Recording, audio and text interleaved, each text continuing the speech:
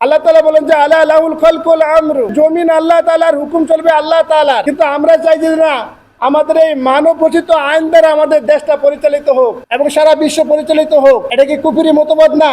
এটা কি কুফরি আকীদা না? এই কুফরি আকীদা যদি আমাদের মধ্যে থাকে, তাহলে কি আমরা আল্লাহ তাআলার হুকুমের উপর আমরা সাংঘর্ষিক করলাম না, বিরোধিতা করলাম না? অথবা আমাদের কোনো মুক্তি আছে? আলহামদুলিল্লাহ, মহান রব্বুল আলামিনের দরবারে লাখ কোটি শুকরিয়া আদায় করি যে মহান রব্বুল আলামিন আপনাকে আমাকে দুনিয়ার সমস্ত কাজকর্ম থেকে অবসর করে মহান রব্বুল আলামিনের মহান হুকুম পালন করার জন্য পৃথিবীর সর্বোৎকৃষ্ট জায়গা জান্নাতের বাগান আমাদেরকে এখানে আসার এবং বসার তৌফিকটুকু এনায়েত করেছেন। সে রব্বে কারিমের দরবারে আমরা মন প্রাণ উজাড় করে বলি আলহামদুলিল্লাহ। দুরূদ এবং সালাম বর্ষিত হোক প্রিয় নবী হযরত মুহাম্মদ মুস্তাফা সাল্লাল্লাহু আলাইহি সাল্লামের উপর, যে নবীর উপর স্বয়ং আল্লাহ পাক রব্বুল আলামিন দুরূদ পড়েন, সাল্লু আলাইহি ওয়া সাল্লিমু তাসলিমা। সেই নবীর উপর আমরা দুরূদ পড়ি, আল্লাহুম্মা সাল্লি আলা মুহাম্মদ, আল্লাহুম্মা বারিক আলা মুহাম্মদ। সম্মানিত উপস্থিতি, আমরা হলাম আখিরি নবীর আখিরি উম্মত। তো আমাদের জন্য আল্লাহ পাক রব্বুল আলামিন যে মহাগ্রন্থ আল কোরআন আমাদেরকে দিয়েছেন, এই কোরআন হলো আমাদের জীবনের জন্য সংবিধান এবং গাইডলাইন। এই কোরআন যদি আমাদের জীবনে আমরা আঁকড়িয়ে ধরতে পারি এবং কোরআনের পথে আমরা চলতে পারি, তাহলে আমাদের এই দুনিয়ার জীবনটাও হবে শান্তিময় এবং কবরও আমাদের জন্য হবে কি জান্নাতের বাগান। এই জন্য আমাদের চিন্তা করতে হবে যে আমাদেরকে আল্লাহ পাক রব্বুল আলামিন কেন দুনিয়াতে পাঠাইছেন। সম্মানিত উপস্থিতি, আল্লাহ পাক রব্বুল আলামিনের শুকরিয়া সর্বপ্রথম জ্ঞাপন করছি যে রব্বুল আলামিন আপনাকে আমাকে ইমানের মতো একটা দৌলত দান করেছেন। ইমানের মতো একটা গুরুত্বপূর্ণ একটা বিষয় আল্লাহ সুবহানাহু ওয়া তাআলা আপনাকে আমাকে দিয়েছেন। আমরা চাইলে আল্লাহ পাক রব্বুল আলামিন আপনাকে আমাকে একজন ইহুদির ঘরে, খ্রিস্টানের ঘরে, নাসারার ঘরে আল্লাহ তাআলা আমাদেরকে পাঠাইতে পারতেন, কিন্তু আল্লাহ তাআলা আমাদেরকে রহম করছেন, দয়া করছেন। মুসলমানের ঘরে আমরা জন্মগ্রহণ করছি, আমাদের নাম রেখেছেন ইব্রাহিম আলাইহিস সালাম, মুসলমান। কিন্তু আল্লাহ তাআলা বলেন যে ওয়ালা তামুতুন্না ইল্লা ওয়া আনতুম মুসলিমুন। স্বয়ং আল্লাহ তাআলা বলেন যে ওয়ালা তামুতুন্না ইল্লা ওয়া আনতুম মুসলিমুন, তোমরা মুসলমান না হয়ে কেউ কবরে প্রবেশ করিও না। মুসলমান হওয়ার জন্য আমাদের জন্য অনেক কিছু করণীয় আছে, অনেক কিছু বর্জনীয় আছে। আল্লাহ তাআলা অনেক কিছু হালাল করেছেন, অনেক কিছু হারাম করেছেন। আল্লাহ তাআলা অনেক কিছু জায়েজ করেছেন, অনেক কিছু নাজায়েজ করেছেন। আমরা চাইলে আমাদের মন মতো আমরা পৃথিবীতে চলতে পারবো না, কারণ আমাদের জন্য আল্লাহ সুবহানাহু ওয়া তাআলা আমাদেরকে দুনিয়াতে পাঠাইছেন। আল্লাহ তাআলা বলেন যে আলা লাহুল খালকুল আমরু, আল্লাহ তাআলা বলেন যে জমিন আল্লাহ তাআলার, হুকুম চলবে আল্লাহ তাআলার। কিন্তু আমরা চাই যে না, আমাদের এই মানব রচিত আইন দ্বারা আমাদের দেশটা পরিচালিত হোক এবং সারা বিশ্ব পরিচালিত হোক। এটা কি কুফরি মতবাদ না? এটা কি কুফরি আকীদা না? এই কুফরি আকীদা যদি আমাদের মধ্যে থাকে, তাহলে কি আমরা আল্লাহ তাআলার হুকুমের উপর আমরা সাংঘর্ষিক করলাম না, বিরোধিতা করলাম না? অথবা আমাদের কোনো মুক্তি আছে? সম্মানিত উপস্থিতি, আমি যে খুতবার মধ্যে কয়েকটা আয়াত তেলাওয়াত করেছি, আল্লাহ পাক বলেন যে ইয়াসআলুহু মান ফিস সামাওয়াতি ওয়াল আরদি কুল্লা ইয়াউমিন হুয়া ফি শাইন। যে আল্লাহ সুবহানাহু ওয়া তাআলা এমন একটা সময়, এমন একটা মুহূর্ত, এমন একটা সেকেন্ড আল্লাহ সুবহানাহু ওয়া তাআলার বৃথা যায় না, অনার্থক যায় না। তিনি কোনো না কোনো একটা কাজের মধ্যে রত আছেন, কোনো না কোনো একটা কাজ করেন। আল্লাহ তাআলার কাজ কি? আল্লাহ তাআলা বলেন যে ওয়া তুইজ্জু মান তাশা ওয়া তুযিল্লু মান তাশা বিয়াদিকাল খায়র ইন্নাকা আলা কুল্লি শাইইন কদির। যে সম্মানের জন্য আমরা পাগল, যেই ক্ষমতার জন্য আমরা পাগল, যে পদের জন্য আমরা পাগল, আল্লাহ তাআলা বলেন যে এই সম্মান তো আমি তোমাদের হাতে রাখি নাই। এই সম্মান, এই ক্ষমতা কিন্তু আমি রব্বে কারিমের হাতে রেখেছি। অথবা আমাদেরকে আল্লাহ সুবহানাহু ওয়া তাআলার কাছে আমাদের চাইতে হবে। কার কাছে চাইতে হবে ভাই? আল্লাহ তাআলার কাছে আমাদের চাইতে হবে। আল্লাহ সুবহানাহু ওয়া তাআলার কাছে যদি আমরা চাইতে পারি, তো আল্লাহ তাআলা খুশি হন। আল্লাহ তাআলা কি হন? খুশি হন। পৃথিবীর যেই কোনো যার কাছে আপনি চাবেন সে খুশি হবে না, কিন্তু আল্লাহ তাআলার কাছে চাইলে আল্লাহ তাআলা কি হয়? খুশি হয়। আর যদি আল্লাহ তাআলার কাছে কেউ না চায় তাহলে আল্লাহ তাআলা তার উপর কি হয়? রাগান্বিত হয়। সম্মানিত উপস্থিতি, এই জন্য আল্লাহ তাআলা বলেন ইয়াসআলুহু মান ফিস সামাওয়াতি ওয়াল আরদি কুল্লা ইয়াউমিন হুয়া ফি শাইন। আল্লাহ তাআলা বলেন যে এমন একটা সময়, এমন একটা মুহূর্ত যায় না যে আল্লাহ তাআলা কারোর জন্য ভাগ্য পরিবর্তন করেন। এই জন্য আমাদেরকে চাইতে হবে আল্লাহ তাআলার কাছে। কার কাছে চাইতে হবে ভাই? আল্লাহ তাআলার কাছে আমাদের চাইতে হবে। এই জন্য জোহারুল ফাসাদু ফিল বাররি ওয়াল বাহরি বিমা কাসাবাত আইদিয়ান নাস। আল্লাহ সুবহানাহু ওয়া তাআলা বলেন যে জলে এবং স্থলে যাহা কিছু ঘটতেছে সব কিছু মানুষের হাতের কামাই। কার কামাই ভাই? মানুষের হাতের কামাই। এই মানুষের হাতের কামাই যদি আমরা যদি এখন ভালো কর্ম করি তো আমাদের জন্য ভালো ফলাফল, আমরা যদি আমাদের কর্ম যদি খারাপ হয় তো আমাদের জন্য দুঃসংবাদ, আমাদের কর্ম কি হবে? খারাপ হবে। আল্লাহ তাআলা কোনো মানুষকে, কোনো মানুষ আমল ভালো করবে আর ভালো কাজ করবে আর আল্লাহ তাআলা তাকে শাস্তি দিবে, আল্লাহ তাআলা তার ক্ষতি করবে, এটা কোশ্চিনকালে হতে পারে না। অতএব আল্লাহ তাআলা চান যে প্রত্যেকটা মানুষ ভালো থাক। আল্লাহ তাআলা আমাদেরকে বানাইছেনই সুশৃঙ্খলভাবে চলার জন্য, ভালো থাকার জন্য আল্লাহ তাআলা আমাদেরকে বানাইছেন। কিন্তু যদি আমরা এর বিপরীত করি, উল্টা করি, এর জন্য আমাদের নিজেদেরই কি দিতে হবে? দায় দিতে হবে। সম্মানিত উপস্থিতি, মহাগ্রন্থ আল কোরআন থেকে আমরা কথা শুনব। আল্লাহ সুবহানাহু ওয়া তাআলা মহাগ্রন্থ আল কোরআনের মধ্যে তিনি 114টা সূরা তিনি লিপিবদ্ধ করছেন। কয়টা সূরা ভাই? 114টা সূরা আল্লাহ সুবহানাহু ওয়া তাআলা লিপিবদ্ধ করছেন। আর আল্লাহ সুবহানাহু ওয়া তাআলা এই সূরার মধ্যে 114 সূরার মধ্যে আমাদের জীবন কোন পথে চলবে, আমাদের জীবনে যাহা কিছু করণীয় এবং যাহা কিছু বর্জনীয় সব কিছু আল্লাহ সুবহানাহু ওয়া তাআলা লিপিবদ্ধ করছেন। ঠিক নাকি? যদি ঠিক হয়ে থাকে তখন আমাদের এই কোরআনের মধ্যে আমাদের ফিরে আসতে হবে। কোথায় ভাই? কোরআনের মধ্যে আমাদেরকে ফিরে আসতে হবে। যদি আমরা কোরআনের মধ্যে আমরা ফিরে আসতে পারি তখন আমাদের জন্য ইনশাআল্লাহ শান্তির ফায়সালা হবে। আল্লাহ সুবহানাহু ওয়া তাআলা বলেন ওয়ানাজ্জালনা আলাইকাল কুরআনা তিবয়ানাল লিকুল্লি শাইইন ওয়া হুদা ওয়া রাহমাতুন ওয়া বুশরা লিল মুসলিমিন।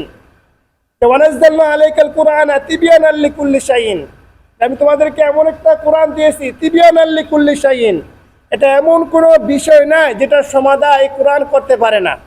মহাগ্রন্থ আল কোরআন আমাদের জীবন চলার জন্য সব কিছুই তিনি সমাধান করতে পারেন, এমন একটা কোরআন আল্লাহ তাআলা আমাদেরকে দিয়েছেন। কিন্তু এই কোরআন থেকে আমরা কোথায় ভাই? দূরে আছি। সম্মানিত উপস্থিতি, এই 114 সূরার মধ্যে ছোট্ট একটা সূরা আছে, এটা আমরা জানি যে এই সূরাটা আল্লাহ সুবহানাহু ওয়া তাআলা যে নাজিল করছেন। আর ওয়াইতাল্লাহ সূরা সম্বন্ধে আমরা জানি, ছোট্ট একটা সূরা। আর ওয়াইতাল্লাহ যে সূরাটা আল্লাহ সুবহানাহু ওয়া তাআলা নাজিল করছেন, আর ওয়াইতাল্লাযী ইউকাযযিবু বিদ্দীন ফাযালিকাল্লাযী ইয়াদউল ইয়াতীম ওয়া লা ইয়াহুদ্দু আলা তুআমিল মিসকিন ফাওয়াইলুল লিল মুসাল্লিন আল্লাযীনা হুম আন সালাতিহিম সাহুন আল্লাযীনা হুম ইউরাউনা ওয়া ইয়ামনাউনাল মাউন। আল্লাহ সুবহানাহু ওয়া তাআলা যে সূরাটা আল্লাহ তাআলা নাজিল করছেন এর প্রেক্ষাপটটা কি?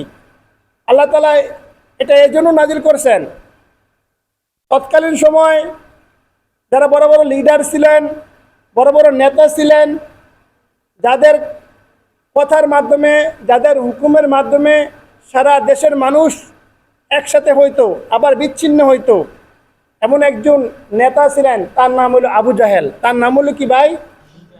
আবু জাহেল। এই আবু জাহেলের নাম কিন্তু আবু জাহেল ছিল না, আবু জাহেলের নাম ছিল আবুল হাকাম। আবুল হাকাম, তাকে তিনি ছিলেন কি? বুদ্ধির পণ্ডিত। তিনি ছিলেন সমস্ত, তার কাছে মানুষ বুদ্ধির জন্য আসতেন, জ্ঞানের জন্য আসতেন। তিনি তৎকালীন সময় তিনি শিক্ষিত ছিলেন এবং লেখাপড়া তার মধ্যে ছিল, কিন্তু ইসলাম না মানার কারণে, তার নাম হয়েছে আবু জাহেল। তার নাম হয়েছে কি? আবু জাহেল। অতএব বোঝা গেল মানুষ যত জ্ঞানই অর্জন করুক, মানুষ যত বিদ্যাই অর্জন করুক, কিন্তু মানুষের মধ্যে যদি ইসলাম না থাকে, কোরআনের বুঝ না থাকে, এলমে দ্বীন না থাকে, তখন তার নাম হয় আবু জাহেল। তার নাম হয় কি? আবু জাহেল। এই আবু জাহেল কি করত? যখন তৎকালীন সময় যদি কোনো মানুষ মৃত্যুর শয্যায় শুইত, মৃত্যুর পর্যায়ে কোনো মানুষ চলে যেত, ওই সময় তিনি কি করতেন? ওই সময় তিনি ওই মুমূর্ষু ব্যক্তির কাছে যাইতেন, যাওয়ার পরে বলতো যে তোমার যত সম্পদ আছে এই সম্পদ তুমি আমার নামে লিখে দাও, অর্থাৎ তোমার এই সম্পদগুলো আমি তোমার মৃত্যুর পরে তোমার ওয়ারিস যারা আছে, তোমার ছেলেমেয়ে যারা আছে তাদেরকে আমি বন্টন করে দিব, এবং আমানতের আমি খেয়ানত করব না, আমানতের খেয়ানত করব না। তিনি একথা বলতেন। একথা বলার মাধ্যমে তিনি মানুষ থেকে সম্পদ নিতেন। কিন্তু তিনি এই সম্পদগুলো নেওয়ার পরে যখন ওই লোকটা মৃত্যুবরণ করত, মৃত্যুবরণ করার পরে তার ওই ছেলেকে, মেয়েকে, তার পরিবার পরিজন যারা ছিলেন কাউকে তিনি এই সম্পদগুলো পড়ার দিতেন না, কিন্তু মানুষকে ধোঁকা দিতেন। মানুষকে কি দিতেন ভাই? ধোঁকা দিতেন। এই ধোঁকা যারা দেয়, রাসূল কারীম সাল্লাল্লাহু আলাইহি সাল্লাম বলেন, মান গশ্যা ফালাইসা মিন্না, যে মানুষকে ধোঁকা দেয় সে আমার উম্মত না। কোনো সাধারণ কোনো বিষয় না। আজকে আমরা মানুষকে ধোঁকা দেই, এই স্বভাব আমাদের মধ্যে আছে কিনা? মানুষ মিথ্যা কথা বলে, মানুষ মানুষের হক মারে, মানুষ অন্যায় করে, মানুষ জুলুম করে, কিন্তু মানুষ এটা চিন্তা করে না যে রাসূল কারীম সাল্লাল্লাহু আলাইহি ওয়াসাল্লাম যে বলেছেন মান গশ্যা ফালাইসা মিন্না, যে মানুষকে ধোঁকা দেয় সে আমার উম্মত না। কিন্তু আমরা মুসলিম হয়েও, আমরা ঈমান গ্রহণ করার পরও, আমরা পাঁচ ওয়াক্ত নামাজ আদায় করার পরও, আমরা মসজিদে আসার পরও আমরা মানুষের হক মারতে আমরা একটু চিন্তা করি না। কেন? আমরা মানুষকে ধোঁকা দেই। সম্মানিত উপস্থিতি, যারা মানুষকে এভাবে ধোঁকা দেয় তারা রাসূলের উম্মত না, রাসূলের উম্মত না, সাধারণ কোনো বিষয় না। মুসলিম ইমানদার কোনো ব্যক্তি অন্য কোনো মুসলমানকে ধোঁকা দিতে পারে না। সেই ধোঁকা দিতেন আবু জাহেল। কে ধোঁকা দিতেন? আবু জাহেল।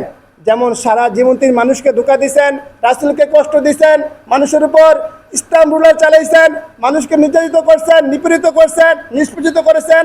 আল্লাহ সুবহানাহু ওয়া তাআলা তাকে পৃথিবীতে তাকে আযাব দিয়েছেন, এবং তাকে এখনো পর্যন্ত যারা মক্কা মদিনা যায়, যারা মক্কাতে যায়, ওইখানে তৎকালীন সময় যে বাদশাহ ছিলেন, ওই বাদশারা তারা চিন্তা করছেন যে আবু জাহেলের মতো নিকৃষ্ট ব্যক্তির বাড়িতেই হাম্মাম দেওয়া প্রয়োজন। হাম্মাম দেওয়া কি প্রয়োজন? এই জন্য আজকে তার বাড়িটার মধ্যে ওইখানে হাম্মাম। এটা অসম্মানী। এটা কি ভাই? অসম্মানী। তাদের মধ্যে কি ছিল? তারা মানুষকে ধোঁকা দিত। মানুষকে কি দিত? ধোঁকা দিত। কিন্তু আল্লাহ সুবহানাহু ওয়া তাআলা তিনি, আল্লাহ পাক রব্বুল আলামিন তিনি কি করলেন? ওই ব্যক্তিকে কেন্দ্র করে আল্লাহ তাআলা একটা সূরা নাজিল করলেন। একটা সূরা আল্লাহ সুবহানাহু ওয়া তাআলা কি করলেন? নাজিল করলেন। এই সূরার ভিতরে আল্লাহ তাআলা কি বলেন? আরাআইতাল্লাযী ইউকাযযিবু বিদ্দীন, যারা কিয়ামতকে অস্বীকার করে, যারা ধর্মকে অস্বীকার করে, যারা দ্বীনকে অস্বীকার করে, তারা হলো মিথ্যাবাদী। তারা হলো কি ভাই? মিথ্যাবাদী। যারা কিয়ামতের ভয় তাদের মধ্যে নাই, তারা কি করে? ফাযালিকাল্লাযী ইয়াদুল ইয়াতীম, তারা এতিমকে ধাক্কা দিয়ে তাড়ায়া দেয়। এতিমকে কি করে দেয়? ধাক্কা দিয়ে তাড়ায়া দেয়। এই স্বভাব মানুষের মধ্যে আছে কিনা বলেন? এই স্বভাব আমাদের মধ্যে আছে কিনা বলেন? এই কালচার আমাদের মধ্যে আছে কিনা বলেন? মানুষ মানুষের হক আদায় করে না, মানুষ মানুষের প্রাপ্য আদায় করে না, মানুষ একজনের অন্যের উপর জুলুম করে, নির্যাতন করে, মানুষের হক সঠিকভাবে আদায় করে না। এই কাজ যারা করবে তারা কিয়ামতকে বিশ্বাস করবে না। কাকে বিশ্বাস করবে না? কিয়ামতের দিনকে বিশ্বাস করবে না। কিয়ামতের দিন কোনো সাধারণ কোনো বিষয় না, এটা কোনো সাধারণ কোনো বিষয় না। এমন একটা সময়, এমন একটা মুহূর্ত যেদিন ছেলে তার বাবাকে চিনবে না, ছেলে তার মাকে চিনবে না, বন্ধু বন্ধুকে চিনবে না, ভাই তার ভাইকে চিনবে না। আল্লাহ সুবহানাহু ওয়া তাআলা বলেন, ইয়াউমা ইয়াফিরুল মারউ মিন আখিহি ওয়া উম্মিহি ওয়া আবিহি ওয়া সাহিবাতিহি লিকুল্লি ইমরিইন ইয়াউমাইযিন শা'নু ইউগনিন। এমন একটা সময়, এমন একটা মুহূর্ত তোমাদের কাছে আসবে, কিয়ামতের ময়দানটা এমন একটা সময় আসবে যে বাবার জন্য সন্তান পাগল, আবার সন্তানের জন্য বাবা পাগল। একে সন্তানের কল্যাণের জন্য বাবার সারা জীবন ত্যাগ করে, সারা জীবন ত্যাগ করে। মায়ের জন্য মানুষ সারা জীবন ত্যাগ করে। ভাই ভাইয়ের জন্য জীবন দেয়, ভাই ভাইয়ের জন্য কি দেয়? জীবন দেয়। বন্ধু বন্ধুর জন্য জীবন দেয়। কিন্তু কিয়ামতের ময়দান একে অপরকে দেখলে পালায়ন করবে। কি করবে? পালায়ন করবে। কেউ কাউকে চিনবে না। সন্তান মাকে দেখলে দূর দিয়ে যাইবে। কেন যাইবে? যে আমার সন্তানের কাছ দিয়ে যদি আমি যাই, তো আমার সন্তান যদি আমার কাছে একটা নেক চায়, এটা কি চায়? নেক চায়। এই কারণে সে একজন আরেকজন থেকে পালায়ন করবে, দূরে থাকবে, কেউ কারোর সাথে মিশবে না, পরিচয় দিবে না, দূরে থাকবে। কেন? যদি সে দুনিয়াতে আমাকে লালন পালন করছে, কষ্ট করছে, জান দিছে, জীবন দিছে, আমাদের জীবিকা উপার্জনের জন্য সে সার্বিকভাবে তিনি চেষ্টা করেছেন। আজকে যদি আমার কাছে একটু কিছু চায়, একটা নেক চায়, তখন তো আমি তাকে নেক না দিয়ে পারবো না। এই কারণে কোরআন বলছে ইয়াউমা ইয়াফিরু মারউ মিন আখিহি ওয়া উম্মিহি ওয়া আবিহি ওয়া সাহিবাতিহি লিকুল্লি ইমরিইন ইয়াউমাইযিন শাআনু ইউগনি। আল্লাহ তাআলা বলেন যে একজন আরেকজনকে কি করবে? পলায়ন করবে। সম্মানিত উপস্থিতি, কেমন এমন একটা জিনিস, আল ইয়াউমা আকমালতু লাকুম দীনাকুম ওয়া আকমালতু আলাইকুম ওয়া রাদিতু লাকুমুল ইসলাম দীনা, যেটা আল্লাহ সুবহানাহু ওয়া তাআলা সর্বশেষ যে আয়াত নাজিল করেছেন, যে ইসলাম কমপ্লিট হয়ে গেছে। ইসলাম কি হয়ে গেছে? কমপ্লিট হয়ে গেছে। এখানে কোনো কিছু বাড়াবাড়ি চলবে না, এখানে বাড়াবাড়ি কোনো কিছু নাই। অতএব আমাদেরকে এই কোরআন থেকে আমাদের শিক্ষা করতে হবে। কোরআন আমাদেরকে যেইভাবে পরিচালিত করে, যেই পথ আমাদেরকে দেখায়, ওইভাবে আমাদের কি করতে হবে? চলতে হবে। যদি আমরা এই কোরআনের দিকে আমরা ফিরে আসতে পারি, যদি আমরা কিয়ামতের দিনকে আমরা বিশ্বাস করতে পারি, যদি আমরা কিয়ামতের দিনকে বিশ্বাস করি, আর ওয়াইতাল্লাযী ইউকাযযিবু বিদ্দীন, যারা কিয়ামতের দিনকে অস্বীকার করে, তারা এক নম্বর কাজ কি? ফাযালিকাল্লাযী ইয়াদুল ইয়াতীম, তারা এতিমদেরকে ধাক্কা দিয়ে কি করে দিবে? তারাই দিবে। আল্লাহ মাফ করুক। আমাদের সচেতন হতে হবে, আমাদের বুঝতে হবে, আমাদের জ্ঞান অর্জন করতে হবে, কিন্তু আত্মীয়তার বন্ধন সৃষ্টি করতে হবে। আত্মীয়তা বিচ্ছিন্ন করা যাবে না। রাসূল কারীম সাল্লাল্লাহু আলাইহি ওয়াসাল্লাম বলেন, যে ব্যক্তি আত্মীয়তা বিচ্ছিন্ন করলো, তার পাড়া প্রতিবেশীর খোঁজখবর রাখলো না, সে ব্যক্তি কখনো জান্নাতে দাখিল হইতে পারবে না। লা ইয়াদখুলুল জান্নাতা কাত্তাতুন, যে ব্যক্তি আত্মীয়তা ছিন্ন করবে, ওই ব্যক্তি জান্নাতে প্রবেশ করতে পারবে না। আজকে দেখেন সমাজের মধ্যে আপনি মানুষের খোঁজখবর নিয়ে দেখেন, একটু গবেষণা করে দেখেন, একটু চিন্তা করে দেখেন, ভাই ভাইকে ঠকাইতেছে, ভাই বোনকে ঠকাইতেছে, এক ভাই আরেক ভাইকে ঠকাইতেছে, চাচা যেটাকে ঠকাইতেছে। এরকম কালচার আমাদের মধ্যে আছে কিনা? এই নীতি আমাদের মধ্যে আছে কিনা? আমরা মানুষের প্রাপ্য সম্পদ আমরা ফিরিয়ে দেই না। মনে করেন বাবা মারা গেছে, এখন ভাতিজারা ছোট ছোট, চাচা মনে করেন যে স্বয়ং সম্পূর্ণ, তার অর্থ আছে, ক্ষমতা আছে, টাকা আছে, তার পাওয়ার আছে, লুক আছে। তার এই ক্ষমতার কারণে, শক্তির কারণে ভাতিজাদের সম্পদ সঠিকভাবে বন্টন করে না। আসলে এই সব আমাদের মধ্যে আছে কিনা? তারা কিয়ামতের দিনকে বিশ্বাস করে না, কিয়ামতের দিনকে বিশ্বাস করে না। তারপরে আল্লাহ তাআলা বলেন যে ফাযালিকাল্লাযী ইয়াদুল ইয়াতীম ওয়া লা ইয়াহুদ্দু আলা তুআমিল মিসকিন, যারা কিয়ামতের দিনকে অস্বীকার করে, তারা এতিমদেরকে খাবার দেয় না। কাদেরকে খাবার দেয় না? এতিমদেরকে খাবার দেয় না, গরিবদেরকে খাবার দেয় না। গরিব, এতিম, অসহায় মানুষের প্রতি কোনো যত্ন নাই, তাদের জন্য কোনো ইহসান নাই, তাদের পাশে দাঁড়ানোর মতো কোনো মানুষ নাই, তাদের শিক্ষার কোনো ব্যবস্থা নাই, তাদের খাদ্য, বস্ত্র, অন্ন, তাদের কোনো ব্যবস্থা নাই। কেন? মানুষের মধ্যে এই স্বভাব। যদি আপনি মুমিন হয়ে থাকেন, যদি আপনি আল্লাহর উপর ঈমান এনে থাকেন, যদি আপনি জান্নাতকে বিশ্বাস করেন, যদি আপনি জাহান্নামকে বিশ্বাস করেন, যদি পরকালে আপনি মুক্তি চাইতে চান, তাহলে আপনি চিন্তা করতে হবে যে এতিম কারা আছে, এতিম কারা আছে। সমাজের মধ্যে, বাড়ির মধ্যে, রাষ্ট্রের মধ্যে যারা এতিম আছে, তাদের জন্য আপনার মন বড় করতে হবে, তাদের পাশে আপনি দাঁড়াইতে হবে, তাদের জন্য আপনার সহানুভূতিশীল হতে হবে, এবং তাদের পাশে আপনি দাঁড়িয়ে তাদের হক আপনি কি করবেন? আদায় করবেন।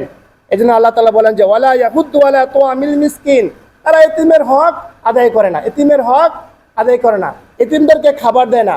এতিমদেরকে খাবার দেওয়া দরকার আছে কিনা? আপনারা জানেন যে পৃথিবীর সর্বশ্রেষ্ঠ জালেম, এই পৃথিবীর ভিতরে সর্বশ্রেষ্ঠ জালেম, এটা হলো ফেরাউন। এটার নাম কি?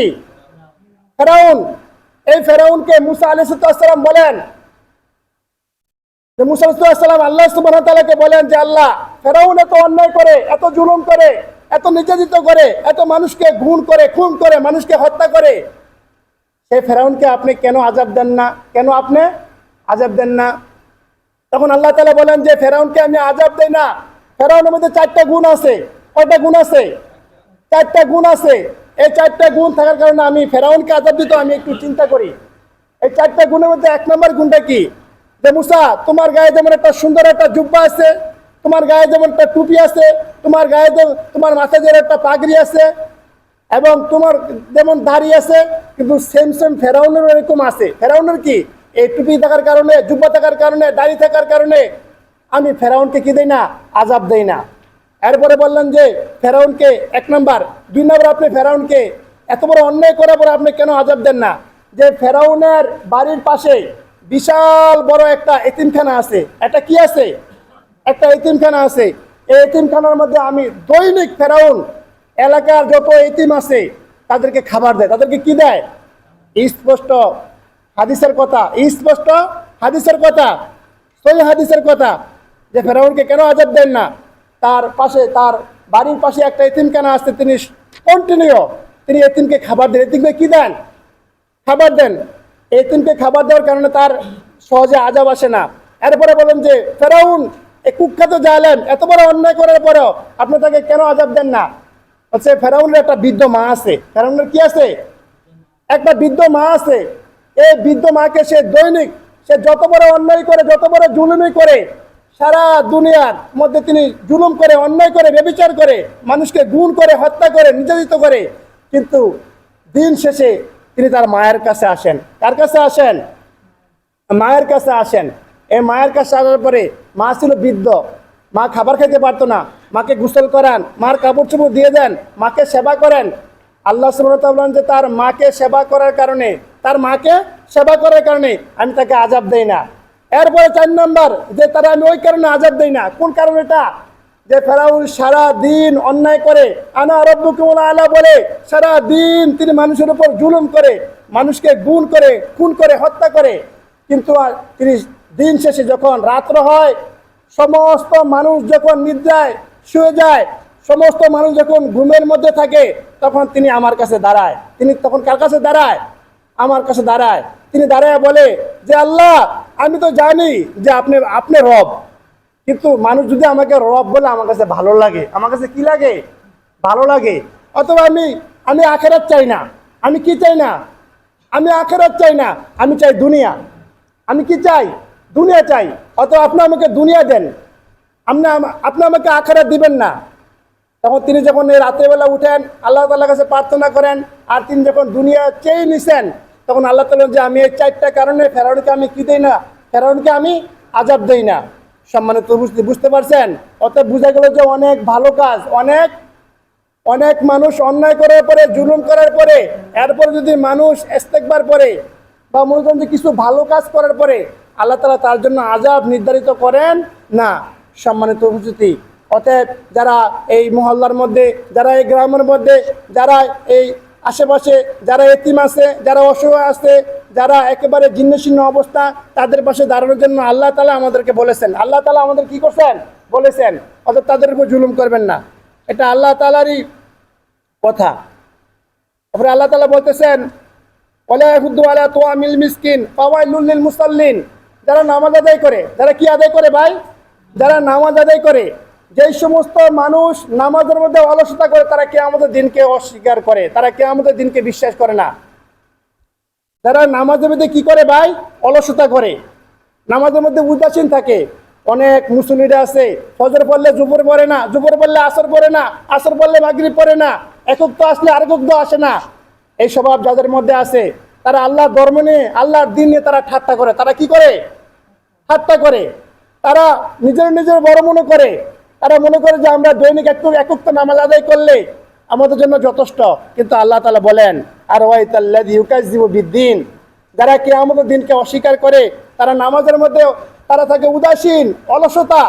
আল্লাহ মাফ করুক, যদি আমাদের মধ্যে এই খাসিয়ত থাকে, আমাদের মধ্যে এই স্বভাব থাকে, আমাদের মধ্যে এই নীতি থাকে, তাহলে আমাদের পরিবর্তন করতে হবে, আমাদেরকে ফিরে আসতে হবে, আমাদের কোরআনের দিকে ফিরে আসতে হবে, এবং জান্নাতের জন্য, নামাজের জন্য আপনার যত্নবান হইতে হবে।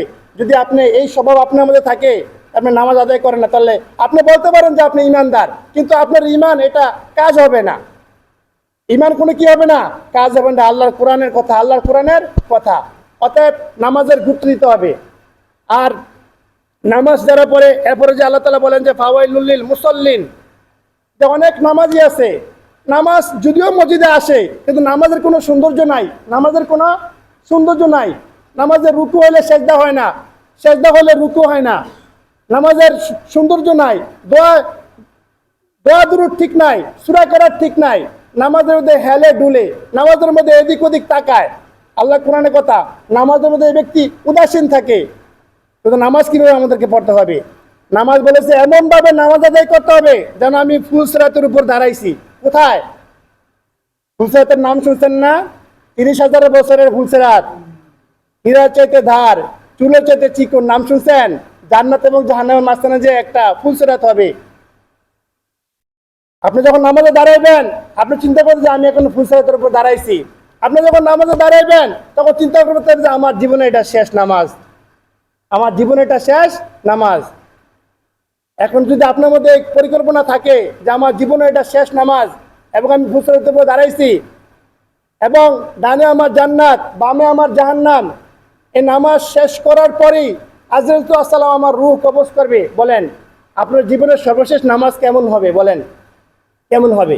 তখন চিন্তা করতে হবে যে আমি ফুলসরাতের উপর দাঁড়াইছি এবং নামাজের খুশু এবং খুজু রাখতে হবে, ধ্যান এবং খেয়াল রাখতে হবে। নামাজ পড়তে হলে খুশু এবং খুজু, ধ্যান এবং খেয়ালের সাথে নামাজ আদায় করতে হবে এবং নামাজের সমস্ত সুন্নত তরিকাগুলো কি করতে হবে? মানতে হবে। এরপরে যে আল্লাহ তাআলা বলেন আল্লাযীহুম আন সালাতিহিম সাহুন আল্লাযীনা হুম ইরাউনা ওয়া ইয়ামনাউনাল মাউন। আল্লাহ তাআলা বলেন যে অনেক মানুষ রয়েছে, তারা মানুষকে ছোটখাটো সাহায্য থেকে মানুষ বঞ্চিত থাকে। আল্লাহ তাআলা বলেন যে ওয়ায়ামনাউনাল মাউন, যে যদি কোনো মানুষের কাছে কোনো মানুষ কোনো কিছু চায়, চাওয়ার পরে সে তাকে দিতে বাধ্য হয় না। এটা তাফসীরের ভিতরে এরকম আসছে, যদি কোনো মানুষের একটা দায়ের প্রয়োজন হয়, এই ব্যক্তি তার কাছে থাকা সত্ত্বেও সে না করে। একটা মানুষের কাছে কুড়াল আছে, তো সে চাইছে যে ভাই আপনার এই যন্ত্রটা আপনি আমাকে দেন কিছুর জন্য, সে না করে। এভাবে তার সিদ্ধা আসছে। মানুষকে ছোটোখাটো সাহায্য থেকে সে বিরত থাকে। একজনের কাছে 10টা টাকা চাইছে, 1000 টাকা চাইছে, তার কাছে টাকা আছে, তার কাছে কি টাকা আছে, এরপর সে টাকা দিতে কি নাই, রাজি নাই। আল্লাহ তাআলা বলেন যে মাংজাল্লাযী ইয়াকরিদুল্লাহ করদান হাসানা। আল্লাহ তাআলা বলছে তোমরা কর্জে হাসানা দিবে। তোমরা কি দিবে? কর্জে হাসানা দিবে। কর্জে হাসানা কারে দিবে? যদি তোমরা কোনো মানুষকে উপকার করো তাহলে সে যেন স্বয়ং আল্লাহ পাক রব্বুল আলামিনকে তিনি কর্জে হাসানা দিলেন। আপনি টাকা দিলেন আপনার ভাইকে, কিন্তু আল্লাহ বলেন যে এটা আমাকে দেওয়া হলো। কোনো মানুষ যদি কোনো মানুষকে কর্জে হাসানা দেয় তো আল্লাহ তাআলা তাকে বহুগুণ বৃদ্ধি করে দেন। কোনো মানুষ যদি কোনো মানুষ থেকে 1000 টাকা ধার নিল, 1000 টাকা ধার নেওয়ার পরে 1 সপ্তাহ সময় দিল যে ভাই 1 সপ্তাহ পরে আপনার টাকা আমি পরিশোধ করব। 1 সপ্তাহ পরে সে এসে যদি বলে যে ভাই আমি বলছিলাম যে 1 সপ্তাহ পরে আপনার টাকা আমি পরিশোধ করব, কিন্তু আমি পরিশোধ করতে পারি নাই, আপনি আমাকে আরো কিছু সময় দেন। দ্বিতীয়বার যদি ওই দেনওয়ালা ব্যক্তি যদি আবার যদি তাকে আরো 1 সপ্তাহ সময় দেয়, হাদিস প্রমাণ করে এই ব্যক্তি প্রথমবার যে টাকা দেওয়ার পরে দ্বিতীয়বার যে তাকে সুযোগ দিল, এখন 18 গুণ বেশি সওয়াব তার আমলনামা আল্লাহ তাআলা দান করবেন। বুঝতে পারছেন? আবার এমন মানুষ এমন কাজ করবেন না যে মানুষের থেকে টাকা নেওয়ার পরে তাকে আর খুঁজেই পাওয়া যায় না, তাকে খুঁজে পাওয়া যায় না, তাকে শত চেষ্টা করার পরও আর তার কাছে তাকে খুঁজে পাওয়া যায় না। টাকা নিতে পারলে মনে হয় সে কি বাঁচলো। এই নীতি যাদের মধ্যে আছে তারা কোশ্চিনকালেও মুমিন হইতে পারে না। সম্মানিত উপস্থিতি, যে কোরআন থেকে কিছু কথাবার্তা বললাম, আল্লাহ সুবহানাহু ওয়া তাআলা আপনাকে আমাকে সবাইকে আল্লাহ তাআলা আমল করা তৌফিক দান করুক।